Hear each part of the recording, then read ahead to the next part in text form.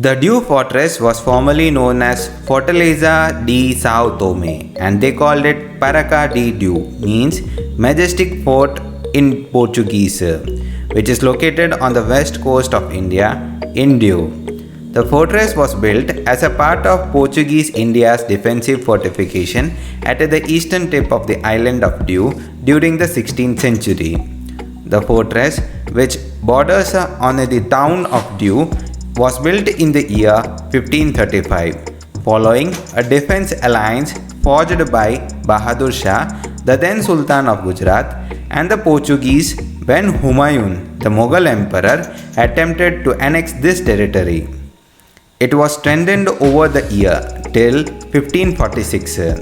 The Portuguese ruled this territory from 1537 until the Indian invasion of December 1961. Today, it is a landmark of Diu and one of the 7 wonders of a Portuguese origin in the world.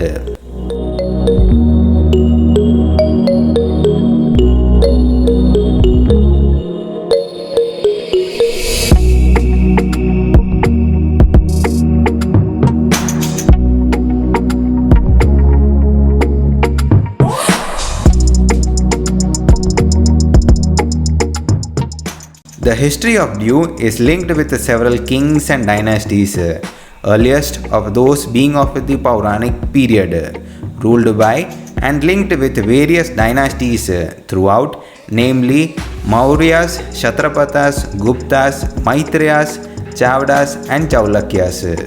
Unlike many former Portuguese colonies in India, Diu still cherishes many historical edifices, landmarks, and houses of Portuguese culture. The Portuguese were the colonial power in Diu, which was a historical island outpost. Of many architectural marvels built by European power, Diu Fort is one of their grandest and earliest possession in India.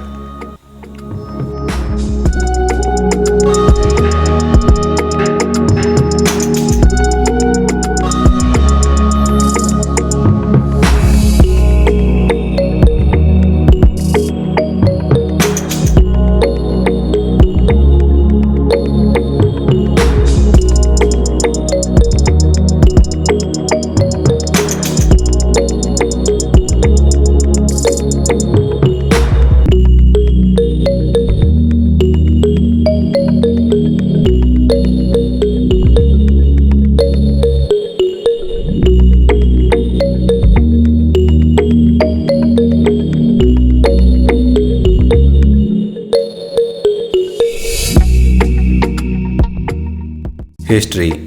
In the year 1501, the governor of a Portuguese possession in India, now Do Chunha, was ordered by the Portuguese government to build a grand fort in Diu to strengthen the flourishing spice trade. He launched a military attack on this place and tried to annex the territory multiple times forcefully, but always failed. Finally, during the reign of Sultan Bahadur Shah of Gujarat in 1535 AD, he had to seek Portuguese help against the attack of Mughal Emperor Humayun. This provided them with a right opportunity to seek a foothold on the island. Taking full advantage of this, they signed a defense Treaty of Basin, with the Sultan, under which they got the permission to build a fort in Diu and also to station a garrison in it.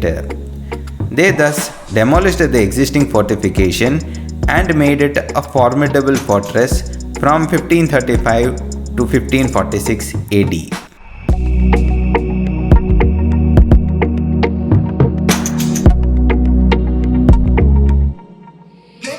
Siege of Diu, 1538. In the year 1538, the Turks gathered a huge naval force and laid a great siege on the fort by repeatedly bombarding and attacking it. Their massive force included 20,000 men and 66 ships. Just when the Portuguese were ready to surrender, the Turks lifted the siege and fled off for some unknown reasons. After that, the Portuguese finally occupied the fort and the city.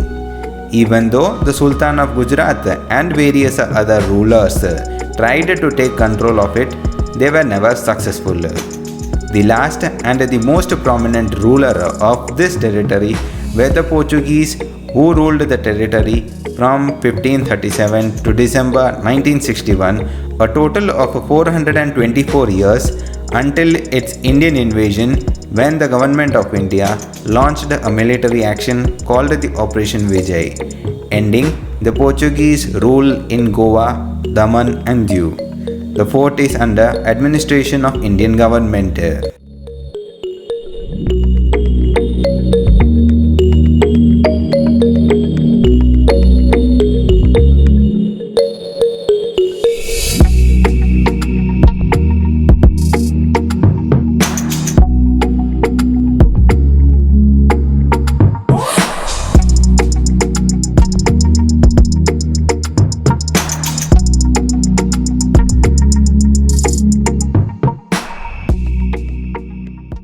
Panikota Fort, a 16th century ruin from Portuguese era. The Panikota Fort was initially a Diu jail, which was located just in front of the fort, formerly known as Fortrim do Mar.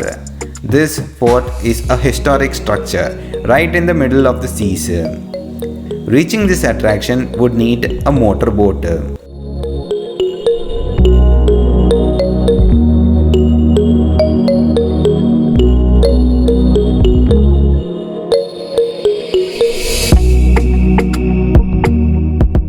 Geography.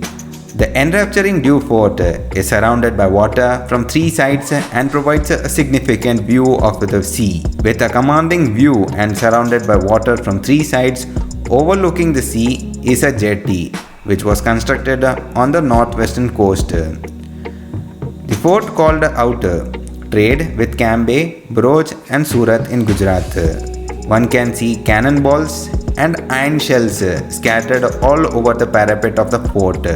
Once highly guarded by cannons on all sides, some are still placed inside the fort. The highest point of the island is the lighthouse. There are ruins of fort walls, gateways, arches, ramps, bastions in the fort area, all once built and used by the military defenses.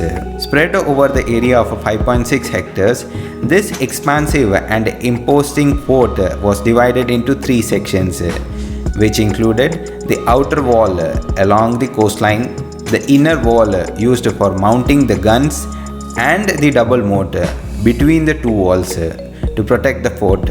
These walls have bastions, which means a structure projecting outward from the curtain wall of a fortification. most commonly angular in shape and positioned at the corners of the fort, usually named after the Christian saints, namely the bastions of São Tomé, also known as Saint Thomas, later renamed as Bastion Cavalerio. The oldest of them is believed to be of Saint George. The strong and mighty wall of the double moat is built of sandstone, which was successful in keeping enemy at bay. There are 3 gates to the fortress, of which the main gate has 5 large windows with stone galleries on the main fort wall. The bridge leading to the main entryway has Portuguese inscriptions engraved on it. Also, it is said that it has several underground escape tunnels inside the fort. This grand fort once housed residence for nobles, a warehouse and barrack for soldiers, house of arms and ammunition, prison, churches and a chapel. Unfortunately, all of them are in ruins. The incredible thing of this fort is that even after about 500 years of its construction, ruins of the walls, gateways, arches, ramps, bastions carry an impressive view of the military defenses of the fort. That's all about Diu Fort. Please do visit Diu Fort with your friends and families.